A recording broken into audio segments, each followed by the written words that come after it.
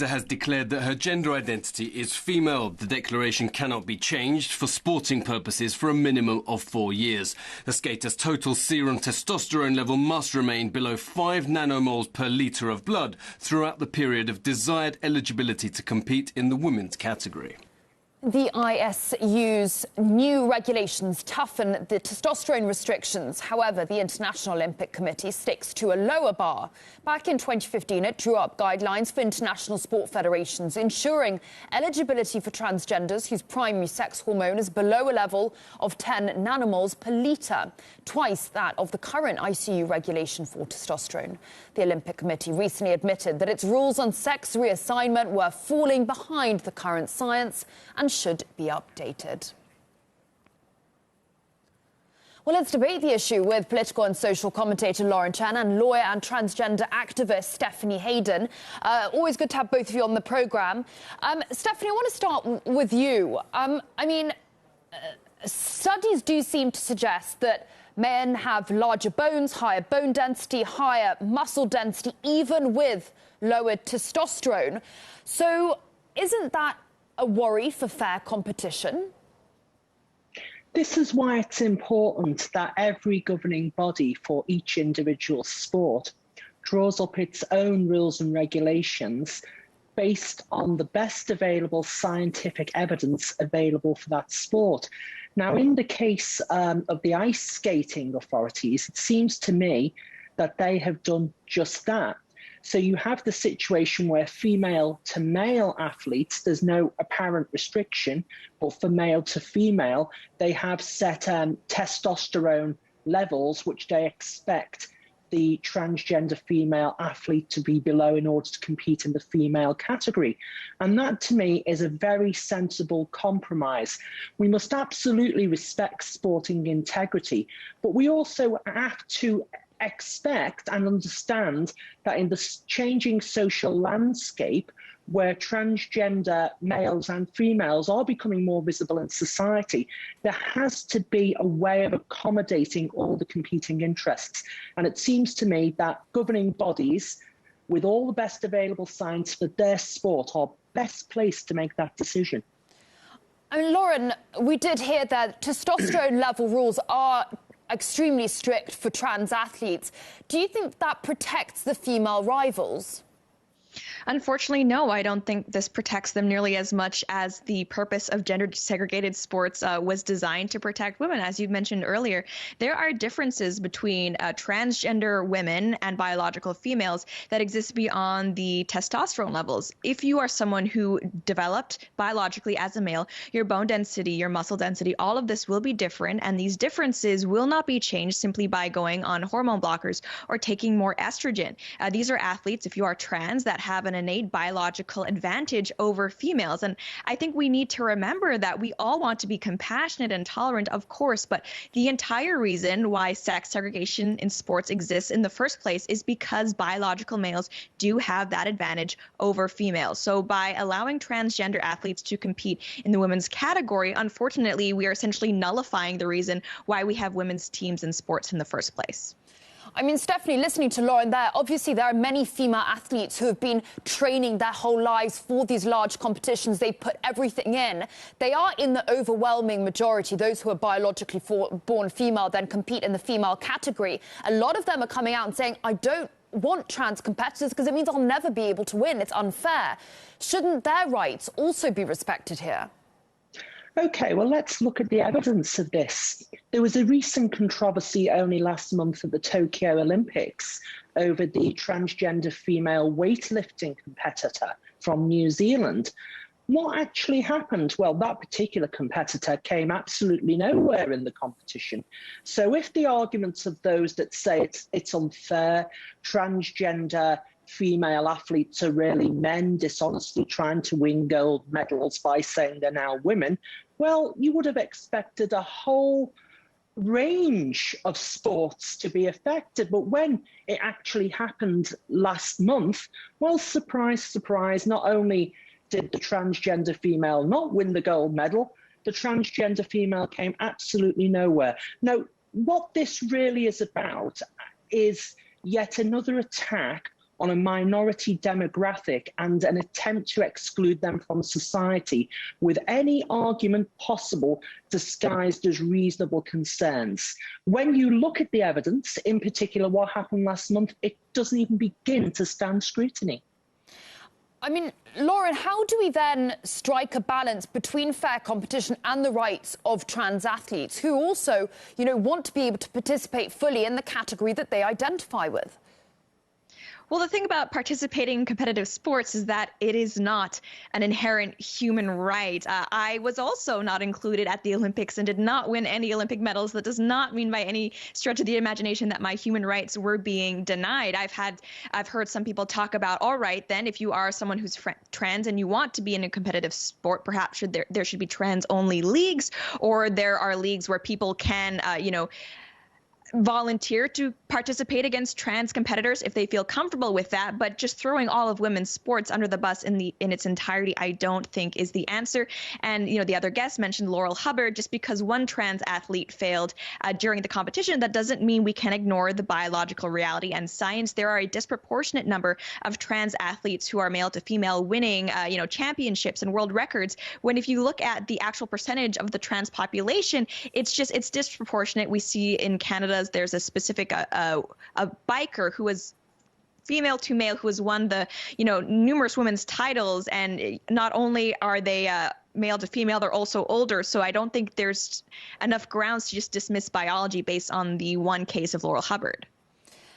Stephanie, how worried are you? I know it's something that you did mention earlier about imposters pretending to be trans to get into, for example, women's competition.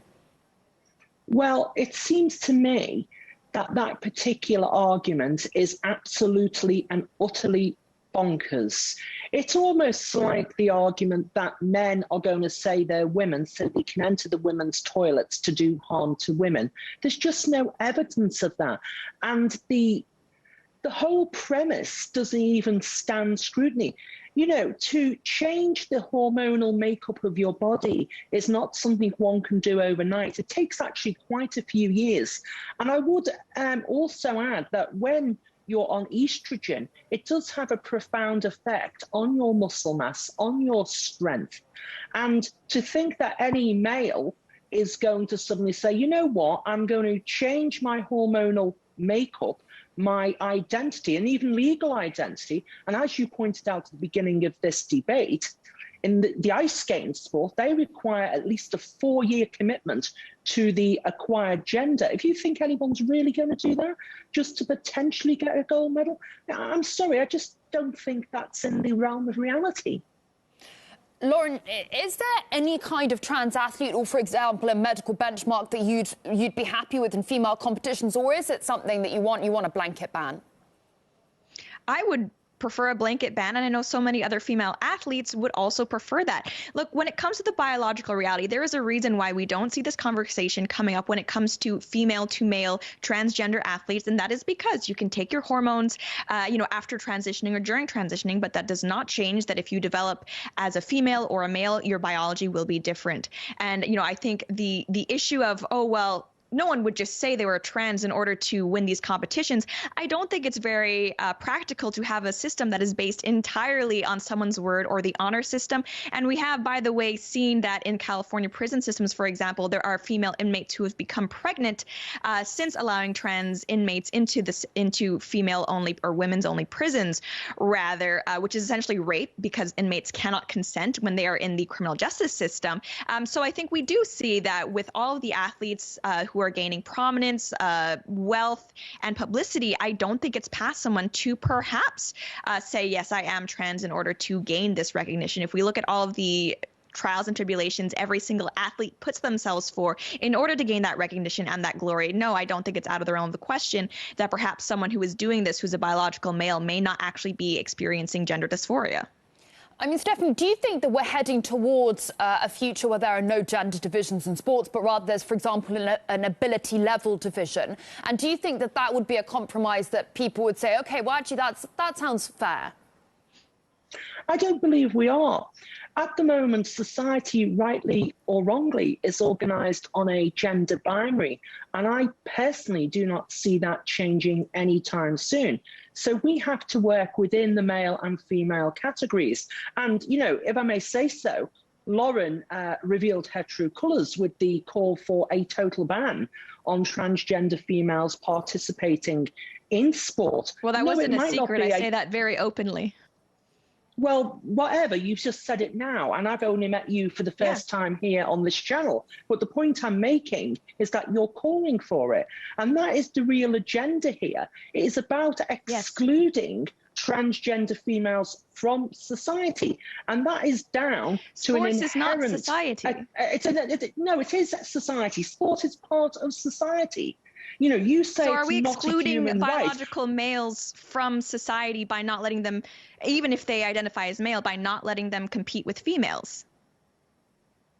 If you are setting up a system, if you'd allow me to finish, if you're setting up a system of rules which start off by saying that a female who was once a male cannot participate as a female in sport, then yes, many would argue you are excluding them from society. Now, one thing you said a few moments ago was about the system in Californian prisons. With respect, Lauren, what does or does not go on in California prisons is of no relevance to sport, which is governed by a governing body. It absolutely is relevant, because you've just stated that it is unthinkable that someone would claim to be transgender without actually being transgender in order to simply game the system. But we see that this has happened, unfortunately, and it will happen again. The purpose of sex-segregated sports is to protect women's sports integrity. It is not to validate the gender identity of different athletes. That has never been the intention behind sex segregation. It's not about validating gender identity. And people like yourself who are inherently hostile to transgender women like me always come out with this argument that's about validation. It's about a transgender female living their life as a female. So from my example, I mean, I'm not going to be in any Olympic team soon, with respect, but I'm recognised by the state as a female. It's not for you, who is not trained in various rules and regulations of the sports concerned, to say whether somebody who is lawfully of the female sex, whether you like it or not, can or cannot. But do you think it should be up to the female athletes? Because it is these other female athletes that are saying they're not comfortable with this. And this is the thing. This is a feminist offspring of the feminist ideology, but ultimately it is biological females who are going to be hurt by this policy. Well, I mean, we can talk about pronoun usage and those types of... If I can just answer your question, Lauren, you know, the whole point of sport governing bodies is they set the rules of the sport concerned. Now, I'm going to sound very blunt here. If any competitor is unhappy with the rules of the sport concerned to such an extent that they feel uncomfortable, then they don't have to compete. But they are the rules, like the rules in any organisation. Would you be taking the same position? There are states out there that are starting to ban transgender participation when it comes to women's sports. Would you take the same approach to, well, if you don't like it, just don't participate when it comes to those areas? Because don't forget that the athletes who are trans male to female, they are still more than welcome to participate in male sports. They simply are. I understand. Right, but I know we're talking now about the United States, but I understand where those laws have been brought in individual states concerned. They're meeting quite some difficult opposition in various appellate courts. So it remains to be seen. But is that not the same concept? If you don't like the rules that are being set by the bodies, then you simply do not have to participate. Well, is that not what you just said? Ultimately, if the law dictates that and it's upheld in the United States ultimately by the Supreme Court, that would be the law. But you don't. And you would be all right with it. You wouldn't have an issue with it. I might have an issue, but that would be the law. You would have to respect it. And it's exactly the same here now with regards to the rules and regulations in various sporting competitions. Those bodies have the best evidence. They have made the decision. And they are the rules as they stand. And when, you know, the most high-profile example of this happened only a few weeks ago, despite people like yourself saying this was the end of women's sports and biological women won't have a chance, well, guess what happened? Surprise, surprise, Lauren Hubbard didn't get anywhere. Would you say the same thing to female bikers who have been essentially booted out of their category by a trans competitor, right? Because we can talk about the single case of Laurel Hubbard, but the issue is broader than simply Laurel Hubbard. We also have people like Caster Semenya, who many are saying is allegedly someone who has, male ova or testes, is therefore not completely biologically female. She has been breaking records, and a lot of these these rulings also apply to someone like her. I'm so sorry to interrupt you. I have been largely sidelined by this. I appreciate it because I enjoyed this conversation immensely. I hope you did as well. Unfortunately, we have run out, but I do hope that we can get you both on again soon. That was political and social commentator Lauren Chen and lawyer Stephanie Hayden. And that is goodbye from Moscow. We hope to see you very soon and have